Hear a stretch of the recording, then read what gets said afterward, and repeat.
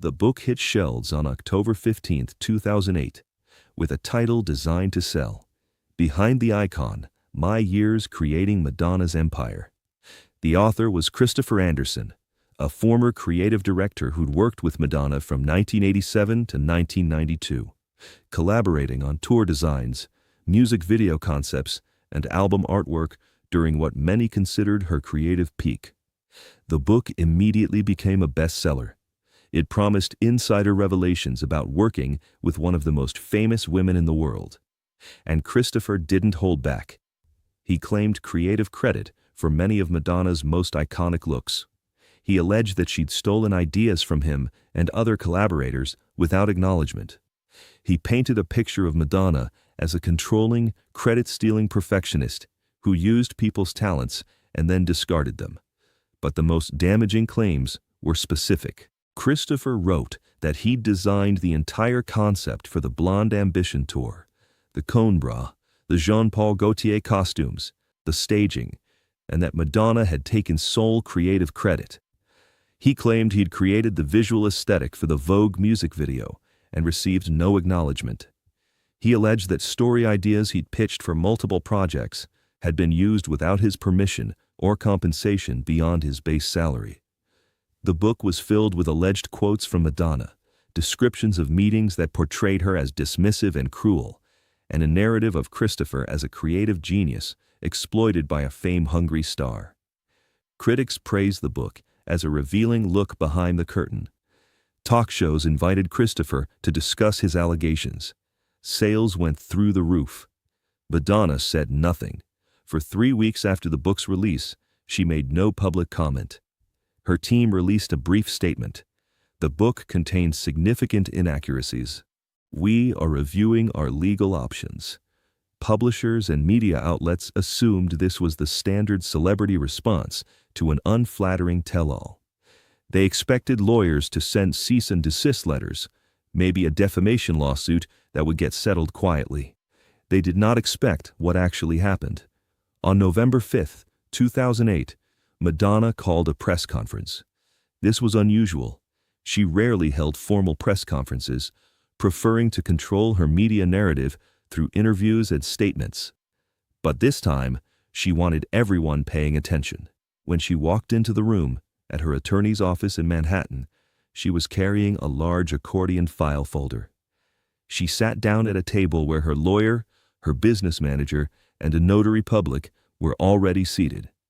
The room was packed with journalists, cameras, and industry people who'd heard rumors that something big was coming. Madonna opened the folder and pulled out the first document.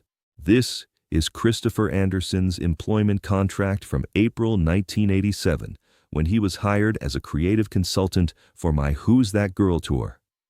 It explicitly states his role, his compensation, and the ownership of creative work developed during his employment. She held it up for the cameras. Section 4, paragraph 2 states, all creative concepts, designs, and intellectual property developed by employee during the term of this agreement shall be considered work for hire and shall be the sole property of employer. It's signed by Christopher Anderson on April 12, 1987. She set it down and pulled out another document. This is an addendum to that contract from August 1989, negotiated when Christopher requested a raise and additional creative control. In exchange for a 40% salary increase and an associate creative director title, he signed an agreement that reads, "Employee acknowledges that all creative work produced under this contract is collaborative in nature, and that final creative decisions and public credit rest solely with employer." Madonna looked directly at the cameras. Christopher signed this willingly. His lawyer reviewed it. He negotiated for more money and got it. In exchange, he agreed, in writing, that creative credit belonged to me. A journalist raised her hand. But surely he contributed ideas that were used. Of course he did, Madonna said. That's what I paid him for. He was a talented creative consultant.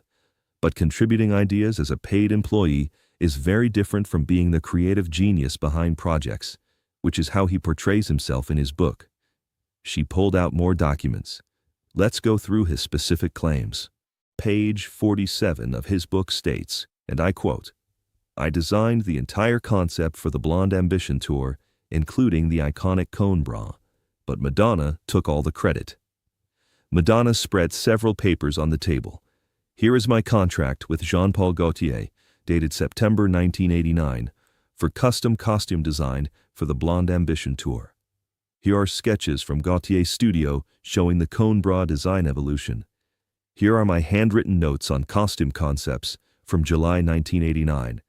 You can see the cone bra concept sketched with notes about armor and femininity. She pointed to another document. And here is Christopher Anderson's own memo from October 1989, responding to the costume designs. He writes, "The Gaultier costumes are stunning. The cone bra is genius, very you. He's complimenting a design I commissioned, and he's acknowledging it's my concept. This directly contradicts his claim that he designed it." Another journalist spoke up. What about his claims regarding the Vogue video? Madonna pulled out another set of documents. Christopher claims on page 89 that he created the entire visual aesthetic for Vogue and received no credit. Here is the contract with director David Fincher, dated January 1990. Here are design concepts from Fincher's production company. Here are storyboards signed by Fincher and myself. She held up a photo. And here is Christopher on set during the Vogue shoot. He's listed in the production notes as creative consultant, which is exactly what he was. He gave input on set design elements. He was paid $15,000 for 3 days of consultation work. But he didn't create the visual aesthetic. David Fincher did, in collaboration with me and the cinematographer. Madonna's lawyer spoke up. "We have documentation for every major claim in Mr. Anderson's book. Employment contracts, non-disclosure agreements he signed, emails, memos, production documents, payment records, all of it contradicts his narrative." Madonna pulled out a stack of emails. Christopher also claims in his book that I used his ideas without permission. But these emails from 1990 and 1991 show him pitching ideas as part of his job, and me either accepting them, in which case he was paid, or rejecting them. That's how employment works. She held up one email. This is from August 1991. Christopher pitches an idea for a music video concept. I respond, "Not right for this project, but I appreciate the thought." 3 years later, he claims in an interview that I stole this concept and used it without crediting him. But the video in question used a completely different concept, created by a different director, with documented creative development that has nothing to do with Christopher's pitch. The room was silent. Journalists were frantically taking notes. This wasn't the usual celebrity pushback against a tell-all book. This was a systematic destruction of someone's credibility with legal documentation. "Here's what really happened," Madonna said. "Christopher Anderson was a good creative consultant. I hired him because he had talent. I paid him well, very well actually. His salary for 5 years of work totaled $847,000, which is documented here in these payment records." She spread out more papers. When his contract ended in 1992, he wanted to continue working with me, but I'd moved in a different creative direction. I thanked him for his contributions and we parted professionally. Or so I thought. Madonna's expression hardened. Over the next 15 years, Christopher tried repeatedly to trade on his association with me. He pitched himself as the creative mind behind Madonna's iconic era. He exaggerated his role in projects. When that wasn't enough to maintain his career, he decided to write a book, positioning himself as an exploited creative genius. She tapped the pile of documents, but he forgot something important. I keep everything, every contract, every memo, every email, every piece of documentation, because I knew that someday someone would try to rewrite history. And when they did, I'd have receipts. Madonna pulled out one more document, a non-disclosure agreement. This is the NDA Christopher signed when his employment ended in 1992. It explicitly prohibits him from disclosing confidential business information, misrepresenting his role in projects, or making false claims about the creative process. Her lawyer leaned forward. Mr. Anderson violated this NDA extensively. We are filing a lawsuit for breach of contract, defamation, and fraudulent misrepresentation. We are seeking damages and demanding the book be pulled from shelves pending corrections. The press conference continued for another hour. Madonna methodically went through major claims in Christopher's book, producing documentation that contradicted each one. Employment contracts proved his role was always clearly defined. Emails showed collaborative processes where multiple people contributed. Production documents demonstrated who actually created which concepts. By the end, it was clear. Christopher Anderson had written a book full of lies and exaggerations, and Madonna had the paper trail to prove it. The next day, headlines shifted dramatically. Madonna destroys tell-all with contracts. Former collaborator caught lying about Madonna. Receipts. How Madonna proved every claim false. Christopher's publisher issued a statement saying they were reviewing the allegations, but the damage was done. Major retailers pulled the book from prominent displays. Christopher's scheduled book tour appearances started getting canceled. Christopher tried to defend himself in a TV interview 3 days later. Those contracts don't tell the whole story, he insisted. Yes, I signed them, but I was young and didn't understand what I was agreeing to. Madonna took advantage of my naivete. The interviewer, who'd done her homework, pushed back. But according to the contracts Madonna produced, you had a lawyer review everything. You negotiated for salary increases. You were 31 years old when you signed the final agreement. Not exactly naive. Christopher stammered. The creative reality was different from what the contracts say. But you signed documents acknowledging the creative arrangements. You took the money that came with those agreements. You can't benefit from a contract for 15 years and then claim you didn't understand what you signed. The interview went viral, but not for the reasons Christopher wanted. People saw through his attempts to walk back the documented evidence Madonna had presented. 2 weeks later, Madonna's lawsuit moved forward. Christopher's publisher, faced with overwhelming documentary evidence, settled. They agreed to pull the book from publication, issue a public retraction, and pay damages. Christopher himself settled separately, agreeing to a statement acknowledging that the book contained significant factual errors regarding the creative process and Miss Sacconi's professional conduct. But the real damage was to Christopher's reputation. The creative industry saw what happened when someone lied about working with Madonna. Job offers dried up. His credibility was destroyed. People who might have hired him based on his claimed Madonna credentials now knew those credentials were fabricated. In a 2012 interview, Madonna reflected on the incident. I didn't want to have to do that press conference. I don't enjoy humiliating people, even people who've lied about me. But Christopher's book wasn't just false, it was an attempt to steal credit for work other people had done. The interviewer asked why she'd kept all those documents for so many years. Because I learned early in my career that people will try to rewrite history, Madonna said. Especially successful women's history. There's always someone ready to claim that a woman's success was actually due to a man's genius. She leaned forward. Christopher's book followed a pattern I've seen dozens of times.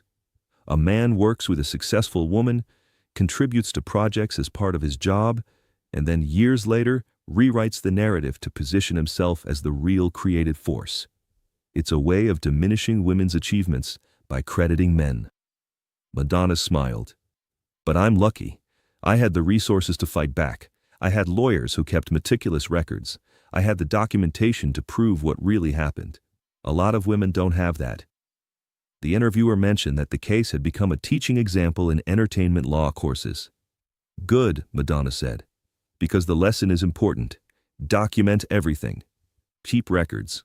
When someone signs a contract agreeing to certain terms, hold them to it. And when someone tries to rewrite history with lies, don't be afraid to produce the truth. She paused. But the bigger lesson is this. People who actually did great creative work don't need to lie about it. Christopher was a good creative consultant.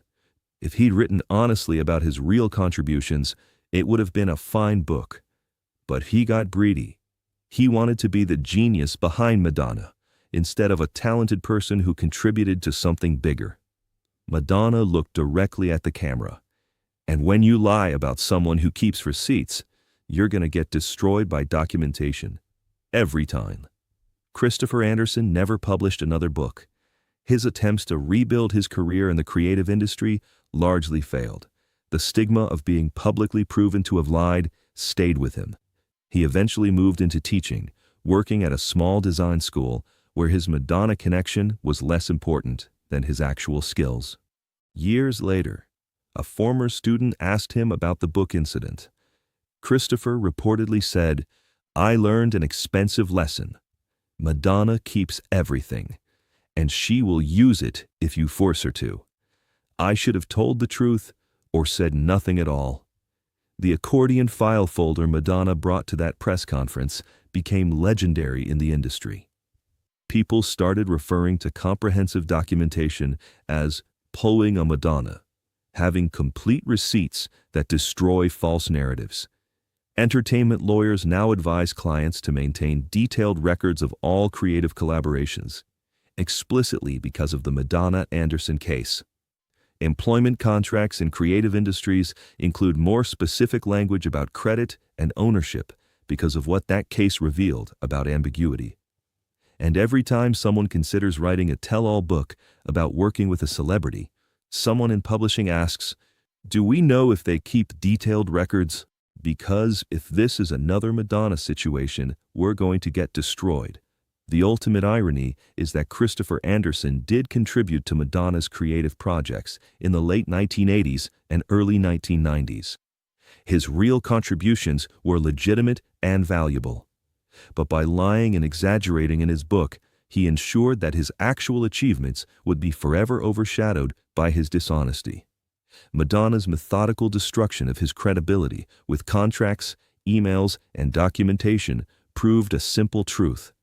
When you lie about someone who's been keeping receipts for 20 years, the truth doesn't just come out, it buries you. If this story moved you, if you've ever been lied about by someone claiming credit for your work, share this. Subscribe for more stories about documentation, truth, and why you should never lie about someone who saves contracts. And remember, the people who actually did great work don't need to lie about it.